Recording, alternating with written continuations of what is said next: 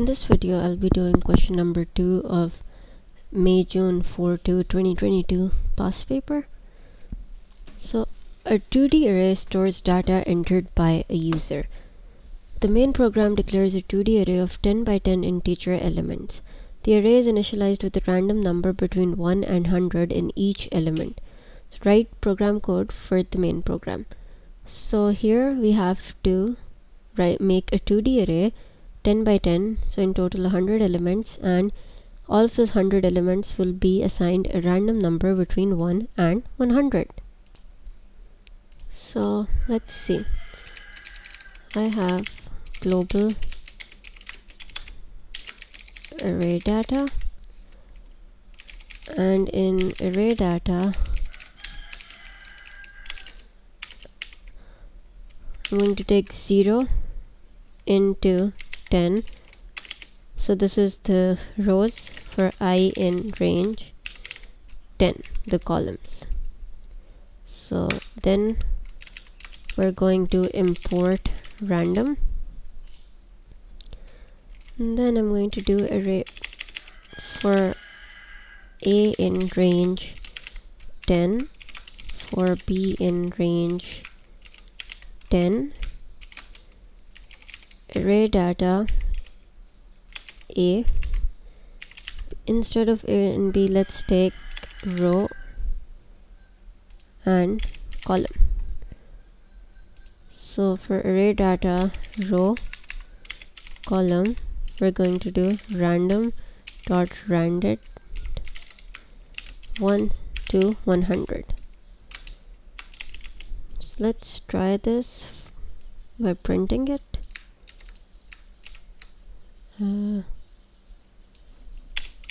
Print array data row column. See if it works. Well, it's not printing in the way we want it to print. Anyway, let's move on to the next part. Here the following bubble sort pseudo. So bubble sort is we look at two elements, compare them, and then swap them. So the following bubble sort pseudocode algorithm sorts the data in the first dimension of the 2D array into ascending numerical order. So this is just the first dimension, so only in a row. So we need to write the code for this. So first we have array data is equals to 10. Then for x 0 to array length minus 1. So pseudocode takes minus 1 because it does not automatically exclude one value. So when we're writing a code, we won't do minus 1 because it's automatically going to be done. Then for y 0 to array length minus 2. Here it's going to be minus 1 because, as I said, it automatically excludes the last value. And from here, from z 0 to array length minus y minus, so here again minus 1. And this is the basic pseudocode. We're just gonna copy it into the code. So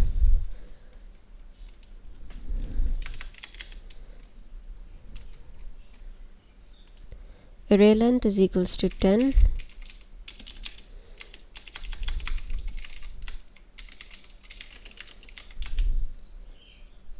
Then we have from x 0 to array length, from y 0 to array length minus 1.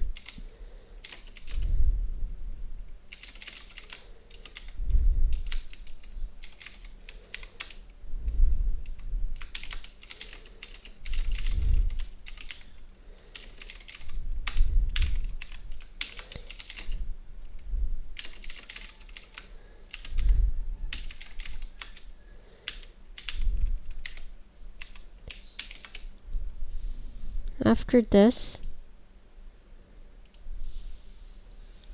we have if array data xz is greater than array data xz plus 1. So if array data xz is greater than array data xz plus 1, meaning the next value, then temp value will be this. Now this is the swapping part. Array data xz will be array data xz plus 1, and array data xz plus 1 will be temp value.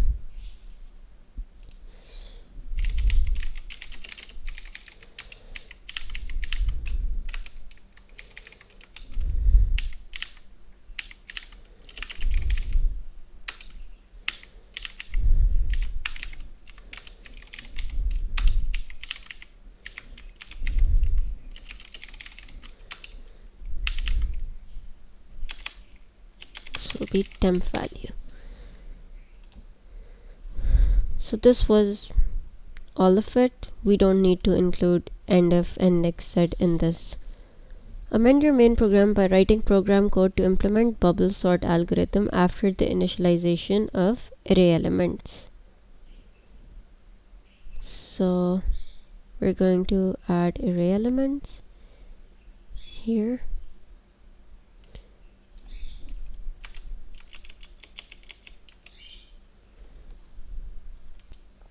Before doing that, let's fix our print array function.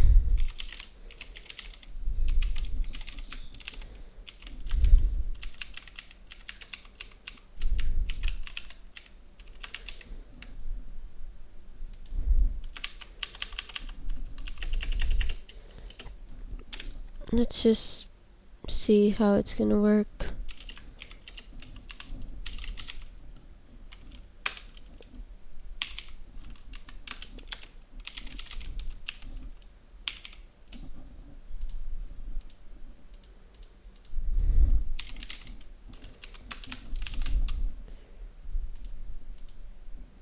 Okay, I think this works fine. It's not extremely neat, but will work with what we have.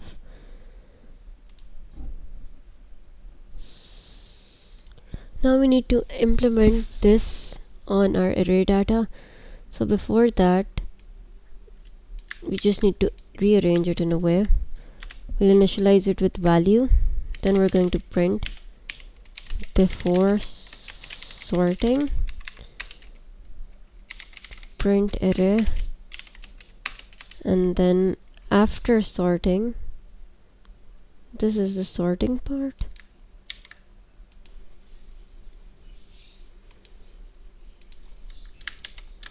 Now this is the after sorting part. So we're gonna print after sorting and print array. Let's see if this works.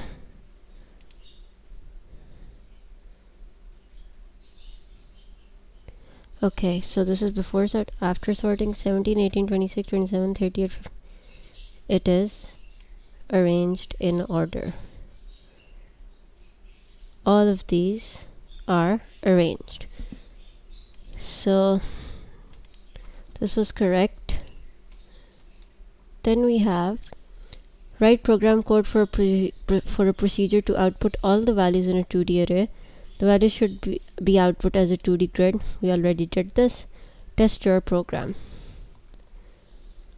Part C. The following pseudocode function uses recursion to perform a binary search in the first row of the array. For the search for the value search value in the array search array. The function returns -1 if the item was not found, or it returns the index where it is found.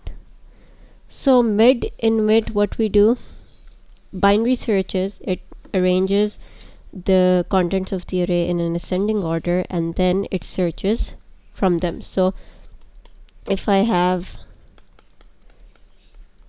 it's gonna cut it in the middle, then it's gonna check if the value is less than this, it will look here. If the value is greater than this, it will look here, and that's how it's gonna keep going on. So to find the middle, we're going to lower plus upper -1 divided by 2. So if search array 0 mid is equals to search value, if it's equal to our search value, it's going to return the index of where it's been found. so it will return mid. Else if search array 0 mid is greater than search value, so if this is our mid and it's greater than this, so it's gonna move here. So our lower, which was here before, is gonna go from here to here. It's mid plus 1. And if it's the other way around, our upper is going to go from here to mid minus 1. So here if the search value is less than 0 mid, so it's gonna go here. So our lower will remain the same and our upper will be mid minus 1. Else our lower will be mid plus 1 and our upper will remain the same. And if none is found, it's going to return minus 1. So let's see if we filled it correctly in the marking scheme. To search value mid, lower, upper, minus 1. Okay, let's write the code for this.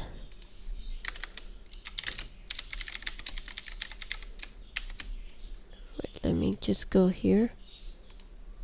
So it's taking search array, lower, upper, search values as parameter.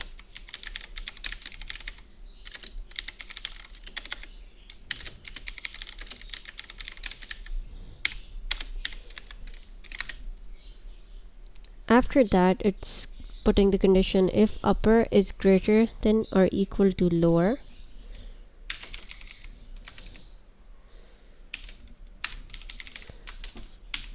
This is basically our base case.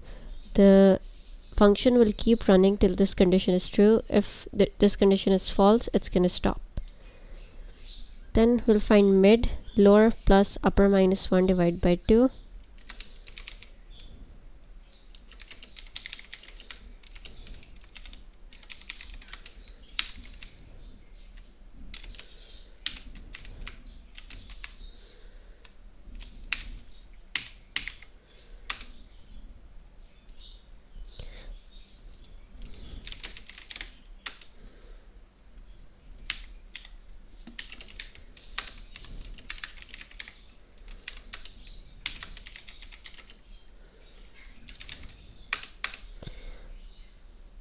After this, else will adjust upper and lower accordingly if our value is not found.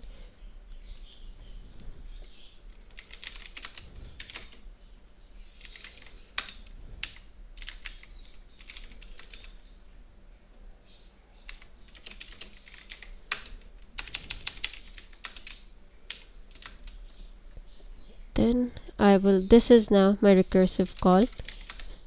Binary search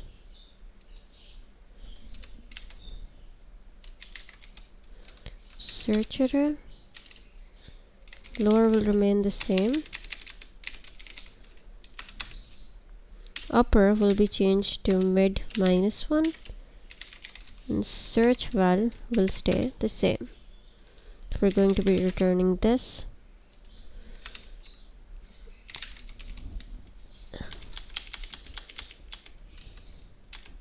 Oh.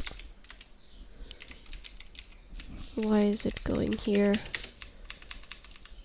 Else if search array 0 mid is less than search value, then we're going to have the same thing, a recursive call, but here our lower is going to change to mid plus 1 and our upper will remain the same.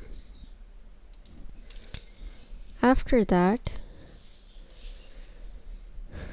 we have these conditions, then we'll have return minus 1 if none of it is found.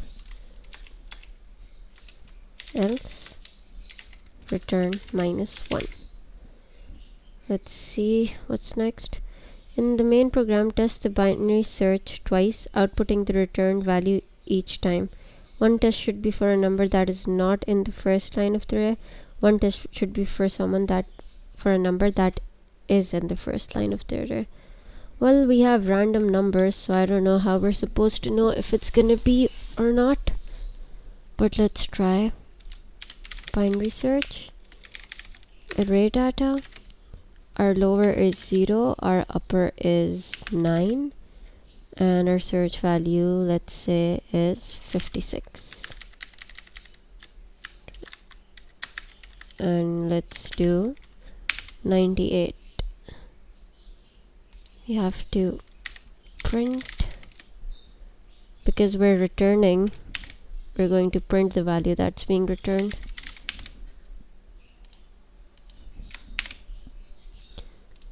Let's see. Why is it giving list indices must be integers or slices, not tuples?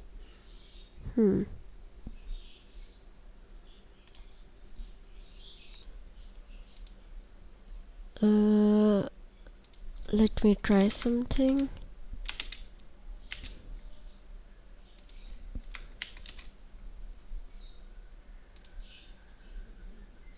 Still giving the same error.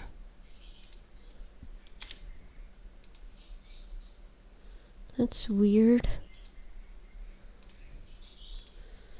I don't think I should be doing this. Oh, I just realized my mistake. That is not how you take indexes. I was confusing it with Java. I hope it works now. Oh wow, more errors.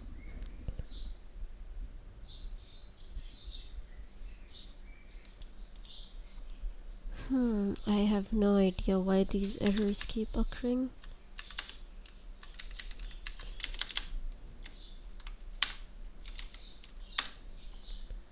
Let's try it now. Nope. Okay, I changed this part.